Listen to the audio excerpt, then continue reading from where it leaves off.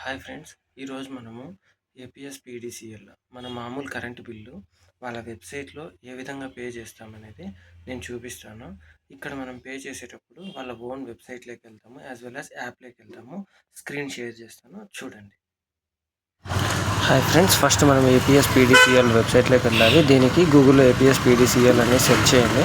అందులో first link ఏదైతే ఉందో APSPDCL.in కొడితే ఇక్కడ ఈ పేజ్ వస్తుంది. ఇక్కడ పే బిల్ పైన క్లిక్ చేసి ఇక్కడ మనకు bill desk, AP online and another website వస్తుంది. మనం యాప్ డౌన్లోడ్ చేసుకొని చేయాలంటే అక్కడ స్కాన్ ఉంది, స్కాన్ చేసి యాప్ డౌన్లోడ్ చేయొచ్చు. ఇక్కడ మనము సర్వీస్ నెంబరు అండ్ క్యాప్చా కొట్టాలి.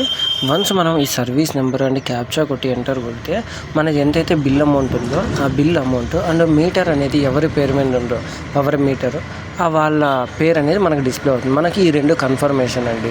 ఈ రెండు కన్ఫర్మేషన్ చూసిన తర్వాత మనకు పేమెంట్ అనేది చేస్తాము. మనకి ఇక్కడ చూడండి, ఈ డీటెయిల్స్ అన్నీ వస్తాయి. ఎప్పుడు డ్యూ డేటు, ఫైన్స్ ఏమైనా ఉన్నాయా అనేసి.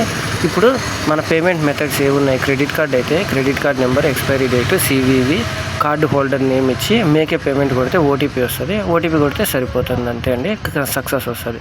నెక్స్ట్ వచ్చేసి డెబిట్ కార్డు, నెట్ బ్యాంకింగ్ కూడా సేమ్.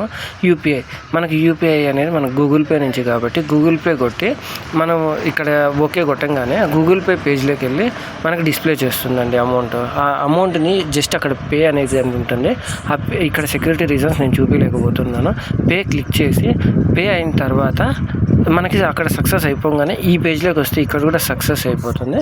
సక్సెస్ అయ్యి ఒక స్క్రీన్ షాట్ వస్తుంది. బట్ మన ఫ్యూచర్ రెఫరెన్స్ కోసము దాన్ని అలాగే పెట్టుకుంటే సరిపోతుంది. తర్వాత వచ్చేసి వన్స్ ఈ పేమెంట్ అయిపోతే ఇక్కడ కావాలంటే పీడిఎఫ్గా కూడా దాన్ని క్లిక్ చేయొచ్చు. ప్రింట్ అనేది క్లిక్ చేస్తే లెటర్ అని ఉండే చోట PDF క్లిక్ చేస్తే అది సేవ్ అయిపోతుందండి. అంతేకాకుండా మనకి ఇక్కడ కొన్ని ఛార్జెస్ అనేవి పడతాయి. యూపీఐ కాకుండా వేరే మెథడ్ ఆఫ్ పేమెంట్ తీసుకుంటే ఛార్జెస్ అనేవి పడతాయండి. ఆ ఛార్జెస్ ఎట్లా అంటే, ఇప్పుడు మనం నెట్ బ్యాంకింగ్ నుంచి పే చేస్తే మనకి ఏమవుతుంది, ₹2.50 పర్ ట్రాన్సాక్షన్ అనేది పడుతుంది. అంటే 100 రూపీస్ అనుకోండి, 102.50 అని పడుతుంది. అదే డెబిట్ కార్డు, క్రెడిట్ కార్డ్ నుంచి అయితే డెబిట్ కార్డ్ నుంచి 0.90%, క్రెడిట్ కార్డ్ నుంచి అయితే మనకి అరౌండ్ 1% అనేది కట్ అవుతుందండి. ఇంకొకటి, మనము QR కోడ్ అనేది తీసుకొని స్కాన్ చేసినా కూడా మనకు భారత్ QR కోడ్ నుంచి 0.85% అనేది పడుతుంది. అదే మనం యూపీఐ నుంచి కానీ రూపీ క్రెడిట్ కార్డ్ నుంచి పే చేస్తే ఎటువంటి ఛార్జెస్ అనేవి లేదండి.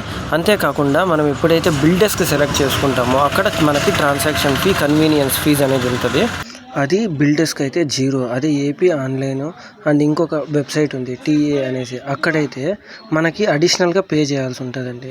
అక్కడ మనకి ఎయిదర్ కన్వీనియన్స్ ఫీ పే చేయాలి, యాజ్ వెల్ యాజ్ ఈ నెట్ బ్యాంకింగ్ అయితే నెట్ బ్యాంకింగ్, యూపీఐ ట్రాన్సాక్షన్స్ ఉన్నాయి కదండి, వీటన్నింటికి కూడా అడిషనల్ ఛార్జెస్ ఎక్కువ ఉన్నాయి. నేను అవి చూసిన తర్వాత కూడా ఇది తక్కువ ఉంది కాబట్టి నేను ఇదే సజెస్ట్ చేస్తున్నాను. అండ్ బిల్ డెస్క్ ఆల్సో చాలా గుడ్ పర్ఫార్మెన్స్ ఇస్తుందండి కంపేర్ టు ఆల్. సో ఇది method. Thank you. Have a nice day.